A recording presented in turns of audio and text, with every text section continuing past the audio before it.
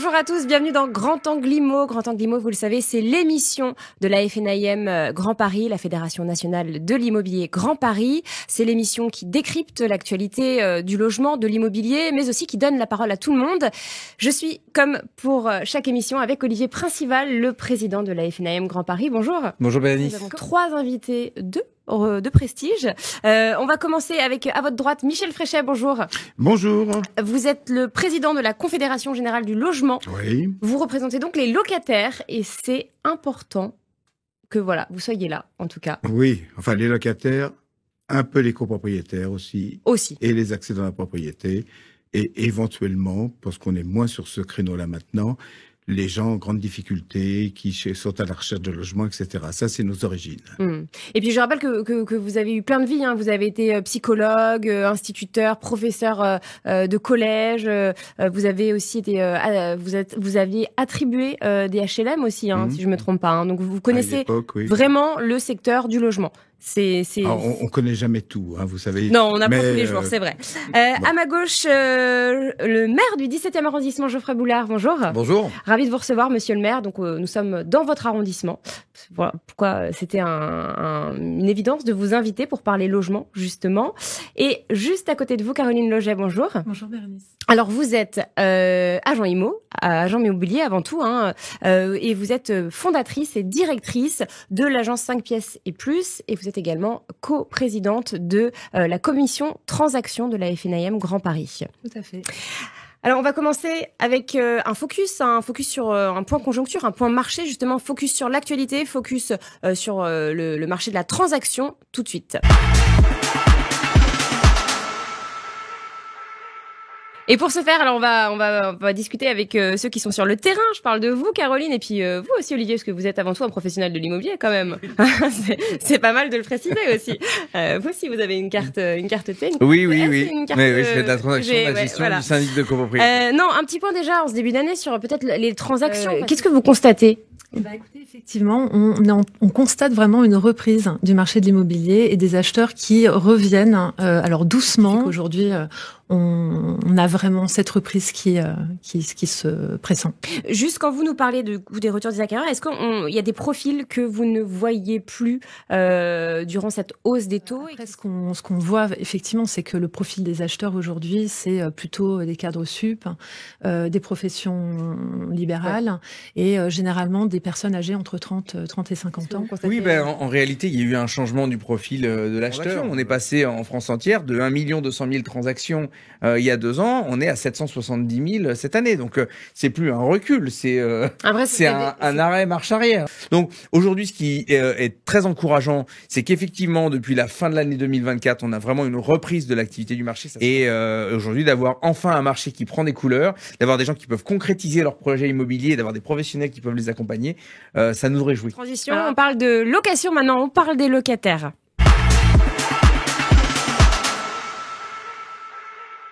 Et oui, on le sait, hein, le marché de la location est surtendu depuis maintenant plus d'1 an. Alors justement, on va parler de la location en France, à Paris, dans le 17e, avec vous, monsieur le maire. Peut-être pour commencer une petite réaction à chaud là sur le terrain. Comment ça se passe au niveau des logements dans le 17e? Alors il y a une tension locative forte. Hein. Oui. On vit une crise du logement, notamment en Île-de-France et a fortiori à Paris, dans Paris. Il y a une difficulté pour se loger. On a une offre très tendue dans les quartiers, une hausse des prix aussi de location, et on a de plus en plus aussi de demandeurs de logements sociaux. Dans le 17e, c'est 12 000 demandeurs de logement éligibles au logement social selon les barèmes et les catégories encadrées. Donc et les mairies, les collectivités, on leur a, notamment par une mairie d'arrondissement, on nous a retiré le pouvoir notamment d'attribution directe, tout à fait. sur les logements. Aujourd'hui, l'État reprend progressivement la main sur les logements pour loger les DALO, et on a des difficultés, nous les élus locaux, à servir nos populations parce que le DALO il est régional, il n'est pas uniquement d'arrondissement, et donc il y a une tension très forte et des difficultés aussi dans le logement privé, où on voit des loyers qui sont hauts et un pouvoir d'achat qui n'a pas augmenté. Donc, tension très forte, difficulté à se loger. Une étude qui est sortie d'ailleurs il y a 10 jours dans 60 millions de consommateurs, une étude qui a été réalisée avec l'AFOC, l'association Force ouvrière de France, justement sur les locataires des logements sociaux qui se sentent totalement délaissés. Alors Michel Fréchet, on en avait parlé, vous êtes un peu plus mesuré justement sur ce point-là. Oui, parce que cette étude, je ne la connaissais pas. Hein. Je l'ai découverte quand vous m'en avez parlé. Non plus. Et je vous ai dit, mais ils enfoncent des portes ouvertes. C'est pas nouveau. Ce qu'ils disent, tout le monde le dit aujourd'hui. C'était pas la peine de faire une étude pour en rajouter. Donc, j'aime beaucoup votre pragmatisme. C'est vrai, non voilà ce qu'on peut dire. Mais globalement, vous aviez fait un résumé que je trouvais assez pessimiste. Ouais. Je crois qu'on peut pas généraliser. Hein. Même chose pour les logements sociaux. Il y a des logements sociaux qui sont quand même bien entretenus. Hein. Il y a des bailleurs sociaux qui font correctement leur travail. Il y en a qu'on qualifie de moutons noirs. Et eux, on se demande ce qu'ils font comme gestionnaire de logement social. Mais ce qui caractérise aujourd'hui le logement social, c'est que c'est plus le logement, il y a plus une démarche de business qu'une démarche sociale. C'est ce qu'on constate et on voit arriver des gens du secteur privé. Alors, j'ai rien contre le secteur privé, bien entendu, hein, mais on voit arriver des gens du secteur privé qui sont dans des domaines qui n'ont rien à voir avec le logement, qui prennent la direction de patrimoines sociaux et qui appliquent les techniques qu'ils avaient, les techniques de vente, par exemple, qu'ils avaient dans le business qu'ils faisaient avant. Mais ça, c'est pas la logique, c'est pas l'ADN du logement social. Oui, bien sûr. Mais on en voit de plus en plus. Que vous connaissez bien, je le rappelle. Hein. Juste, est-ce que vous pouvez nous rappeler ce que vous faites avec la Confédération Générale du Logement ? Ah bah nous, on ne vend pas de logement, bien entendu. On n'en construit pas non plus, mais on reçoit en gros les usagers du logement qui ont des problèmes avec leurs propriétaires, quoi. On reçoit aussi de temps en temps des propriétaires occupants qui ont quelques problèmes avec le syndic, qui savent pas trop comment se débrouiller, et beaucoup plus rarement, des gens qui veulent accéder à la propriété et qui ne savent pas trop comment se débrouiller. Et il nous arrive de les envoyer vers la partie adverse, parce que c'est pas notre ADN, c'est pas on n'en traite pas suffisamment pour être de bons spécialistes. Bien sûr. Alors tout à l'heure on évoquait donc cette tension. Globalement, est-ce que alors Monsieur le Maire, Caroline, sur le terrain, comment ça se concrétise vous par exemple, Caroline, quand vous mettez une offre d'un bien à louer, c'est combien de candidatures? C'est terrible. Hein. C'est-à-dire que dès qu'on met une annonce sur les portails immobiliers, il faut rapidement la retirer. Au bout d'une heure, 2 heures, il faut absolument retirer l'annonce. Donc en fait, le off-market, ça suffirait par exemple. Ah, non mais clairement, en fait, il y a d'ailleurs on n'aurait même pas. Effectivement, les agences n'ont pas nécessairement besoin de mettre les annonces en ligne, puisque de toute façon, elles ont déjà pléthore de dossiers dans leurs agences. Et on a de plus en plus de jeunes qui ne veulent pas faire d'enfants parce que le logement devient une priorité. Si on n'a pas la possibilité de se loger correctement, comment élever correctement un enfant? Effectivement, les familles, parce que c'est exactement ma cible, en fait. Généralement, les familles du 17e, elles arrivent, en fait, plutôt dans le 92. Elles arrivent sur des communes comme le Valois, comme Neuilly, ou même, des fois, elles s'écartent jusque dans les Yvelines pour aller, vraiment trouver plus de place, plus d'espace, puisque, effectivement, les prix restent encore trop élevés à Paris pour rester. Alors que, en fait, dans les faits, je pense qu'elles aimeraient rester dans le 17e, par exemple. C'est un quartier qui est quand même super sympa. Et Michel, c'est vrai qu'on avait vu dans les médias que des propriétaires avaient plus ou moins mis dehors, façon de parler, leurs locataires. Est-ce que vous avez eu des remontées des locataires, là, à ce sujet, juste avant la période des JO, qui ont été un peu malmenés par leurs propriétaires? Non. On n'a pas eu ce genre de remontée. Bon, il est vrai que une certaine presse en parle et a tendance à grossir considérablement les faits, mais on peut pas. Ça existait, ça existait, mais ça. Donc resté, pas tant que ça au final. C'est resté très marginal. Je voudrais quand même revenir sur le départ de certains Parisiens de la ville de Paris. Alors il y a tout ce qui a été dit, mais il y a aussi le fait que des Parisiens ne reconnaissent plus leur ville. Ça, je l'ai entendu. Récemment, j'ai entendu un couple qui m'a dit, oui, on déménage parce que On ne peut plus se garer à Paris, c'est pas possible. On peut plus se garer. Il y a du bruit. Il y a aussi des familles qui ne supportent pas ça. Alors, je ne dis pas que c'est la majorité, mais il y en a un certain nombre et qui préfèrent quitter Paris et aller en banlieue plutôt que de rester dans une ville où ils ne trouvent pas leur compte au niveau de la qualité de la vie. Et ça, c'est depuis combien de temps cette qualité de vie qui baisse ? Alors, je dirais pas que la qualité de vie baisse. Je dirais qu'une partie de la population de Paris ne supporte plus ce qui est devenu Paris. Mais c'est ce que j'allais dire. Si on prend un petit peu de recul à l'échelle parisienne et on regarde les choses, on a effectivement cette remontée. Ce que vous dites, monsieur, est juste. Les gens, des jeunes couples, des jeunes actifs, s'envisagent plus un avenir à Paris. Ce qui était le cas il y a encore 15 ans ou 20 ans. Alors, je vais mettre les pieds dans le plat. Pour des raisons pratiques, pour des raisons de vie quotidienne. On va dire, on va mettre les pieds dans le plat. C'est vrai que beaucoup de Parisiens quittent Paris depuis le premier mandat d'Anne Hidalgo. Est-ce que, en étant très factuel, sans jeter la pierre ni quoi que ce soit, est-ce que justement les deux mandats d'Anne Hidalgo ont impacté le logement ? Est-ce que c'est quelque chose qu'on est capable de factualiser ?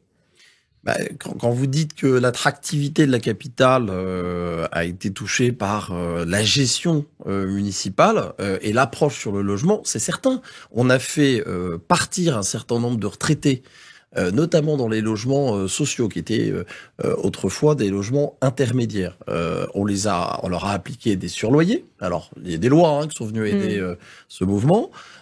Donc, on a perdu un certain nombre aussi d'habitants qui faisaient aussi la mixité sociale, la véritable mixité, pas celle qu'on entend à longueur de journée, qui est en fait juste de la ghettoisation sociale. On parque les gens, non, il y avait et ça on l'a perdu. C'est quoi la différence alors ? J'ai pas compris. C'est qu'on a abaissé, on a conventionné un certain nombre de logements et de bâtiments publics qui donc accueillaient des locataires du parc social qui gagnaient trop aux yeux de la municipalité. Donc on a conventionné, on a fait baisser les prix au mètre carré de loyer, on a chassé une population pour en remplacer par une autre qui a moins de moyens, mais et on a paupérisé les quartiers. Et on a cassé le côté diversité sociale de nos quartiers. Ça a joué, ça a écœuré. Moi alors il faut s'adapter, on évolue aussi, mais franchement ça n'a pas participé à l'attractivité de la capitale. On a de plus en plus un Paris des personnes aidées, voire très aidées, et des personnes aisées, très aisées. Et on n'a plus l'intermédiaire. Une ville, elle fonctionne sur plusieurs pieds. C'est pas et donc cette vision municipale, parce que vous en revenez à la gestion actuelle, elle est assez assumée. Elle est assumée. Et nous, moi, je suis sur l'opposition à la mairie de Paris, parce que je pense que la ville, elle est pour tous. Et on doit remettre de l'équilibre dans le logement et dans la manière dont on accompagne les familles. Aujourd'hui, les familles sont malmenées parce que tout est compliqué, et donc on préfère aller dans les Hauts-de-Seine. Mais dans les Hauts-de-Seine et les communes limitrophes de la métropole constatent aussi qu'ils perdent progressivement aussi des habitants. Ça n'est pas qu'un phénomène parisien. Et ils partent après en province. Exactement. Je les retrouve aussi en province. Oui, par exemple, là, j'ai des biens à vendre en Normandie, dans le Perche, et avec le principe du télétravail, il y a des gens qui préfèrent finalement aller s'installer dans des communes où il y a des gares à côté. Donc ça peut être dans le Perche, ça peut être du côté de Tours, ça peut être du côté de Chartres. Donc ça, c'est vraiment c'est une vraie tendance. C'est usage de vie aussi, Michel. Donc comme ça, oui, je suis pas un garçon qui est ultra sectaire. Par contre, c'est vrai que je fréquente Paris depuis toujours, ça va pas en s'améliorant. Et puis j'ai un cabinet maintenant dans le 5e arrondissement. Et je vais pas revenir sur les forfaits post-stationnement qui sont passés de 75 € à 225 €. Les entreprises, on les trouve pas pour venir intervenir dans les immeubles parce que ils ne facturent plus une journée à moins de 1 500 €. On a une fiscalité qui est pas attractive. On a des contraintes avec un déséquilibre dans le rapport. Les choses, elles ne peuvent pas se régler comme ça. Il y a un moment donné, il faut donner un bol d'air. Il y a des systèmes incitatifs qui permettent à des propriétaires de louer moins cher parce qu'ils ont un avantage fiscal. Et en fait, l'incitation fiscale, elle peut aider. J'aimerais votre avis à tous sur l'encadrement des loyers. Monsieur le maire, peut-être ? Je crois que ça a été bien démontré par Olivier. Hein. L'encadrement des loyers n'a pas produit l'effet attendu. Au contraire, on n'a jamais eu autant de logements vacants et alloués qui ne trouvent pas preneur. Oui, je pense que là, il y a une vraie... Tout le monde le dit, mais il va falloir, à un moment donné, s'y mettre, avoir une vraie vision. Grand Paris du logement. Paris intramuros ne peut pas supporter toutes ces demandes. Enfin, je veux dire, c'est impossible. Paris, c'est un lieu où tout est possible, où tout a toujours été possible. Ça l'est de moins en moins, monsieur l'a dit. On a créé des barrières à l'entrée, cette espèce de village gaulois. Enfin, et on est en train de perdre en attractivité. Les entreprises peuvent plus venir réparer, rénover, parce que vous voyez cette zone à trafic limité du centre. Regardez les retours des professionnels. Moi, je dis au maire de Paris Centre de prendre ses responsabilités et de faire un vrai bilan en réunissant les professionnels, les habitants. Il faut en parler. Et on entend qu'il faut maintenant étendre la zone à trafic limité sur tout Paris.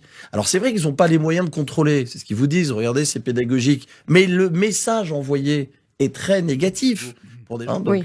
Après, ça c'est pas forcément lié à son mandat. On va pas tout lui mettre sur le dos quand même si je la défends pas loin de là non plus. Oui, mais bon, on a fait beaucoup de promesses à une époque. Hein. Mais j'aimerais revenir sur un point très intéressant que vous disiez et qui est vrai. Paris perd. Donc c'est intéressant ce que vous dites, parce que ça se ressent à l'international aussi. Hein. Concernant l'encadrement des loyers, Michel, Caroline, peut-être un petit mot, Michel, sur votre avis, vous.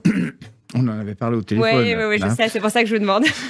On en avait parlé au téléphone. Nous, l'encadrement des loyers ne nous a jamais fait grimper au rideau. D'accord. Hein.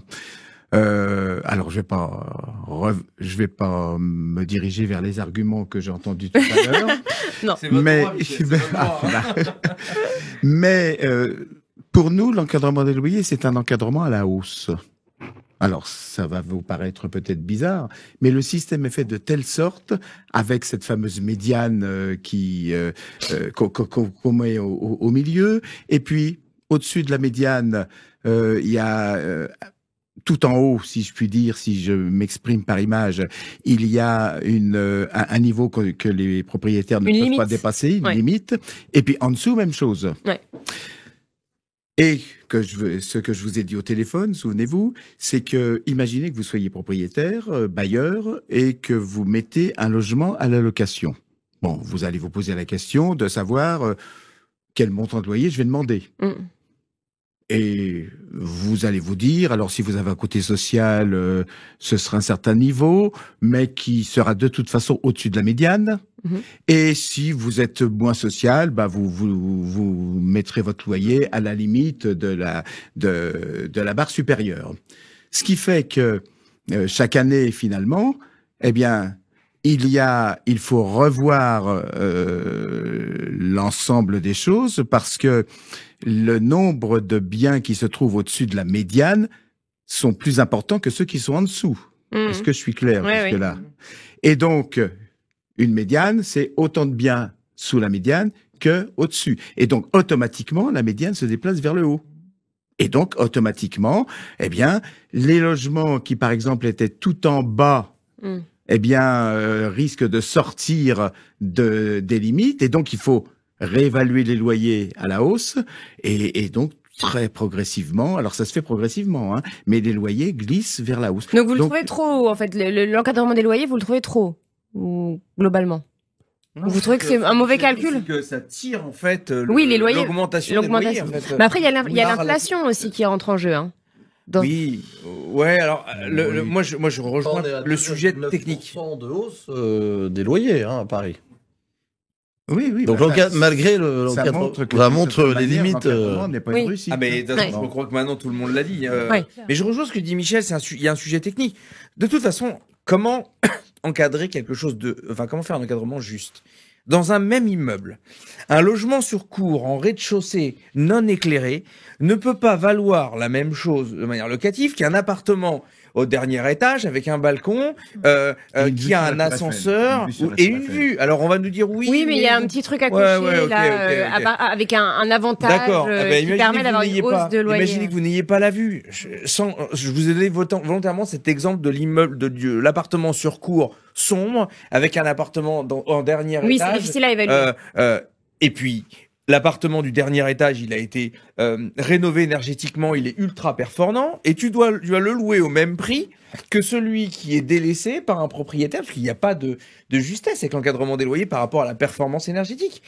On en fait complètement fi. Alors je resitue, donc c'est la loi climat et résilience qui fixe le fameux calendrier d'interdiction à la location pour les logements, pour les passoires thermiques dans un premier temps. Ça a commencé la première étape, c'était ce 1er janvier, les logements G. C'était le 1er janvier 2023. Les pires G. Pour les logements G, G qui consommaient plus de 450 kWh du mètre carré. Là, c'est tous les G depuis le 1er janvier 2025. Donc, ils sont désormais interdits à la location. Ensuite, la prochaine étape, donc les logements F en 2028. Et puis 2034, les logements E. Ça fait. Donc, ça fait 60% des logements parisiens. D'accord. Et donc, ça concernera en France 567 000 logements selon la FNAIM. Dont 200 000 à Paris. Hein, 200 000 à Paris. Juste pour vous redonner un chiffre qui fait tourner la tête. Qu'est-ce qu'il aurait fallu, maintenant je m'adresse à vous, qu'est-ce qu'il aurait fallu faire? Est-ce que cette loi, il fallait, ce calendrier, il aurait fallu le décaler, vu qu'on connaît une crise du logement, qu'on trouve pas de logement à louer, Michel? Oui, parce qu'il aurait peut-être fallu faire, c'est mettre en place un système d'aide pour les propriétaires. Ça a été fait. Oui, enfin... de manière homéopathique, on va dire. Hein. Ouais. Mais assez... Écoutez, on est dans une période où on va devoir changer plein de choses parce qu'on entre dans une période, je me répète, où si on ne change pas, on va tous crever, quoi. Hein, parti comme c'est. On voit ce qui se passe actuellement aux États-Unis et ce qui se passera aussi en France à un moment ou à un autre. On a vu ce qui s'est passé en Espagne récemment. Donc il faut qu'on change. Et donc, si on veut avoir des logements qui soient corrects, il faut d'une certaine manière obliger les propriétaires à les rénover, mais il faut les aider. Si on ne met pas de l'argent au pot, ils feront pas. Parce que je pense que le meilleur encadrement des loyers, ce serait qu'il y ait une offre suffisante pour que tout le monde y trouve son compte et il y aurait même plus besoin d'encadrement. Ouais. Le marché de lui-même deviendrait raisonnable. Mais on est dans un marché de pénurie et à partir de là, on sait ce que donne la pénurie. Hein. C'est toujours la hausse des prix et pas de solution pour ceux qui n'ont pas les moyens de se loger. Et donc, je pense qu'il faut avoir une politique, mais très, très, très volontariste dans le domaine du logement, d'aide à la rénovation, et il faut que l'État mette... Oui, mais alors le gouvernement va vous dire, on est déjà endetté, assez endetté comme ça, on essaye de gratter 1 milliard par-ci, 1 milliard par-là. Dépenser l'argent correctement, je veux dire, à un moment donné... Oui, parce que faut pas oublier que la France est quand même un pays riche, enfin, faut qu'on arrête... On a un pays riche. Oui, mais bon, quand même assez endetté. Caroline, monsieur le maire, votre avis. Donc, on a compris, Michel, vous auriez donné plus d'aide pour les propriétaires. Votre avis sur cet encadrement, justement, enfin, sur cette interdiction de location, ce calendrier, il aurait fallu le décaler. Qu'il soit un peu plus souple, hein, effectivement, pour qu'on puisse permettre aux propriétaires de faire ça aussi correctement et de laisser peut-être aussi le temps aux syndics, hein, aussi de proposer le travail de manière peut-être un peu moins contraint. Parce qu'en fait, finalement, aujourd'hui, on s'aperçoit que c'est assez compliqué sur le terrain et que tout demande du temps. Enfin, on peut pas, en si peu de temps, faire cette rénovation complète de tous ces immeubles. En fait. Surtout qu'il n'y a pas la main-d'œuvre en plus pour les faire. Pas les entreprises RGE. Reconnues garants de l'environnement. Voilà. Et le financement aussi. Il y a les entreprises et puis il y a le financement. Parce que vous avez des copropriétés qui sont en difficulté aussi face à tous ces enjeux extrêmement lourds qui pèsent sur les propriétaires, les copropriétaires, sur les familles qui se sont parfois un peu saignés pour acheter un bien, notamment dans Paris. C'est une réalité, ça. Et donc aujourd'hui, je trouve que les lois, les dispositions c'est des espèces de dictates. Il y a qu'à Faucon, vous êtes propriétaire, vous avez qu'à payer, et après vous allez payer des taxes parce que votre logement il est vacant. Voilà. Enfin, je veux dire, on est dans des logiques qui sont pas bonnes. Il faut redonner de la liberté, il faut redonner confiance. Peut-être par un système d'aide, mais on voit qu'il y a un problème de priorité. Vous disiez, gouvernement, oui, il faut en faire une priorité. Si c'est une priorité, on y va parce qu'il y a un enjeu écologique, mais il y a un enjeu économique aussi. Il y a une filière derrière. l'immobilier, les travaux, l'artisanat, il y a un vrai sujet. Donc ça, faut le mesurer. Et aujourd'hui, voilà, on réduit, on saupoudre, et en fait, ça devient illisible, et c'est surtout pas efficace. Michel, vous voulez... Il y a aussi un vrai sujet, pour prolonger ce que vous venez de dire, monsieur le maire, un vrai sujet au niveau de la construction, hein, et au niveau de la qualité de la construction. Oui. Le nombre de personnes que l'on rencontre, enfin c'est pas des milliers, mais il y en a, qui viennent nous voir en disant, bah, écoutez, j'habite dans un logement neuf et il y a une fuite ici, il y a ceci, il y a cela. C'est-à-dire qu'on a perdu en France ce qui nous a caractérisé pendant plusieurs générations, à savoir d'avoir des employés qui soient de bons professionnels de la construction. Ça s'est perdu.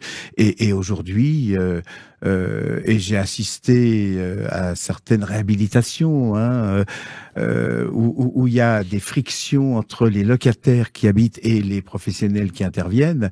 Et il y a des gens qui sont venus me voir en me disant, mais ils savent même pas mettre un joint, ils savent même pas. Alors, je veux pas critiquer les professionnels qui travaillent, hein, mais au niveau de la formation, il y a énormément de choses à faire pour que le travail soit fait correctement. Parce qu'après, ça a un coût. Quand il y a des fuites, il faut les réparer, il faut intervenir sur le bâti, et là, ben, on n'est pas au rendez-vous. Donc il y a un problème de qualification de la main-d'œuvre. Ah oui, ça c'est net. Hein. Que vous constatez en tout cas sur le terrain. Net. Pour en revenir juste aux aides dont vous parliez, les fameux RGE, c'est vrai que j'ai discuté avec des professionnels là il y a quelques jours, des syndics notamment, qui m'expliquaient que en fait au final ces aides, donc on les obtient en faisant travailler des artisans RGE, mais en fait ils coûtent beaucoup plus cher que les artisans normaux. Donc au final on a des aides, mais sur un prix qui est beaucoup plus cher. Donc au final les aides plus ou moins ça s'annule, hein, et c'est ce qu'ils constatent en accompagnant leurs propriétaires. Ce qui serait intéressant, c'est qu'on fasse une étude sur le détournement des lois. Ouais. Hein, on met des normes, on met ceci, on met cela, mais ce qu'on voit aussi, alors on évite de le crier sur tous les toits, hein, bien sûr. Mais c'est que, alors je ne sais pas si c'est un mal français, je ne pense pas d'ailleurs, ça doit être général, mais il y a tellement de choses qu'il faut respecter, qu'il arrive un moment où les gens, en accord avec certains professionnels d'ailleurs, ne les respectent plus et les contournent. Ah bah oui, ça pousse. Mais c'est comme le DPE. Hein. Là, je discutais avec un grand patron de réseau que je citerai pas, mais qui me disait qu'il voyait de plus en plus de faux DPE. Que ça fleurit partout, et ça se comprend.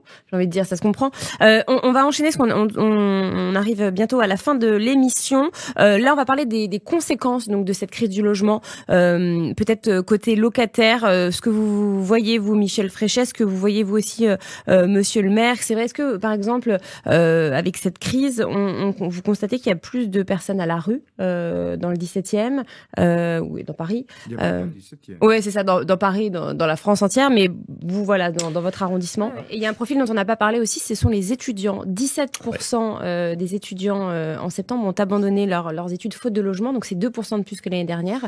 Qu'en est-il alors vous, dans votre arrondissement, c'est pas très étudiant, vous, hein? Alors on a quelques résidences étudiantes, mais on n'est pas l'arrondissement le plus étudiant. C'est un vrai sujet aussi de développer une politique favorable à des résidences étudiantes. Nous d'ailleurs, on a des programmes dans le 17e pour créer des nouvelles résidences. Construire. Parce alors que c'était une des propositions de François Bayrou. Hein. Il l'a annoncé dans la DPG, dans la déclaration de politique générale. Il veut construire 15 000 logements étudiants sur 3 ans. Voilà. Oui, enfin, les précédents premiers ministres ont tous fait des annonces. En utilisant le foncier de l'État. Moi, j'en ai entendu un qui nous a dit qu'il allait nous faire un choc d'offres. Hein, oui, c'était qui le choc, déjà c'était c'est l'avant-dernier Premier ministre. Et le choc, on l'a jamais vu. Hein. Donc, je suis content d'entendre Monsieur le maire qui nous dit on construit pour de vrai. Parce qu'il nous faut des gens qui ont le courage de lancer des opérations et pas entendre toujours tous ceux qui veulent vous empêcher de faire. Du logement, on en a besoin, il faut le bâtir et je crois qu'il faut encourager les maires bâtisseurs. C'est aussi un grand sujet de politique générale de construction de logements. Et puis il faut que la France ait une vraie politique long terme. L'immobilier, ça se fait pas avec une loi en 2018 applicable en 2021. C'était les annonces de François Bayrou aussi. Oui, mais parce que je pense que depuis Borloo, on n'a pas eu de grands plans sur l'immobilier et en réalité, on fait que de la petite mesure comme ça, sans étude d'impact, avec un bout de texte qui va mettre un bazar sans nom que personne ne veut corriger. Ouais. Et on raisonne pas correctement. Le logement, c'est du temps long. Il y a la construction. Moi, ce qui m'inquiète, c'est que tous les projets de construction qui n'ont pas été réalisés depuis les 2-3 dernières années, qui sont à l'arrêt du fait de l'absence de soutien du logement, du moins de la construction, eh ben, tous ces projets qui sont à l'arrêt, il va falloir 3 ans avant que ça redémarre, parce qu'un immeuble, ça se construit pas comme ça. Hein. Il y a la préparation, l'ingénierie. Ouais. Mais je peux vous dire qu'on n'est pas sorti tout de suite du problème. Hein. Donc, il va falloir sérieusement accélérer les choses et mettre construire de la goutte d'huile qui est nécessaire pour accélérer les délais d'instruction et les délais de traitement des dossiers. Michel. Moi, contrairement à ce que vous dites, je dirais qu'il y a un plan, mais qui n'est pas avoué. Le plan, ça consiste à faire des économies sur le dos du logement. Et il y a toute une série de mesures qui ont été prises ces dernières années pour que l'État dépense moins au niveau du logement, mais pour que ça lui rapporte le plus possible. Et ça explique en partie l'approfondissement de la crise. Et ça, il faut pas l'oublier quand même. Alors, vous savez, Michel, je vais vous dire un truc. J'espère quand même qu'avec les grands ministères que nous avons, comme Bercy, si vous voulez, où il y a des gens très intelligents qui font des gros calculs, ils ont quand même compris que prendre un impôt sur quelque chose, c'est mieux que prendre un impôt sur zéro, parce que zéro, ça fait toujours zéro. Ouais. Et aujourd'hui, on a des pouvoirs publics qui ont décidé plutôt de dire bah, tant pis, on loge pas et on laisse avoir zéro revenu, donc zéro impôt, plutôt que d'accompagner quelque chose, gagner un petit peu moins et inciter à faire. Moi, j'ai du mal à comprendre ça.